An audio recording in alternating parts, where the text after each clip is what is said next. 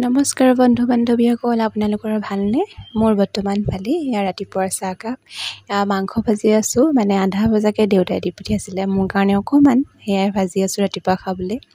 এয়া মাৰ ঘৰৰ মৰম। কালি ৰাতি আহিছিলে মা, আইতা, ককা, খুৰা, এয়া লৈ আহিছিলে শাক। এয়া টেঙা মৰা, বেঙেনা, ভাত কেৰেলা, কচু, কুন্দুলি, পটল আৰু ইয়াত ঠাণ্ডাও আনিছিলে।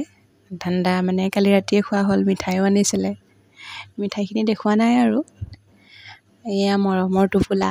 আপোনালোকৰ মনটো কেনেকুৱা লাগে কওকচোন ঘৰৰ মানুহ আহিলে। মোৰ মানে মনটো দিনৰ পৰাই ভাল লাগি থাকে আৰু। দেউতা নাহিলে, সেইকাৰণে সেয়া মাংস ভাজি আছিলোঁ। সেই মাংস অকণমান দি পঠিয়াইছিলে।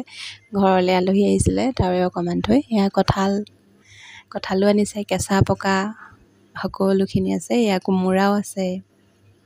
সেইখিনিয়ে আৰু মাৰ ঘৰৰ টোপোলা। চায়ে ভাল লাগে ন মোনাটো। এয়া মায়ে মৰমতে বোলে চিপছো লৈ আহিছিলে। আপোনালোকে জনাবচোন মাহঁত আহিলে মনটো কেনেকুৱা লাগে। চবৰে হয়তো ভালেই লাগিব ন, ইমান দিনৰ মূৰত মাহঁতক দেখা হয়, লগ পোৱা হয়।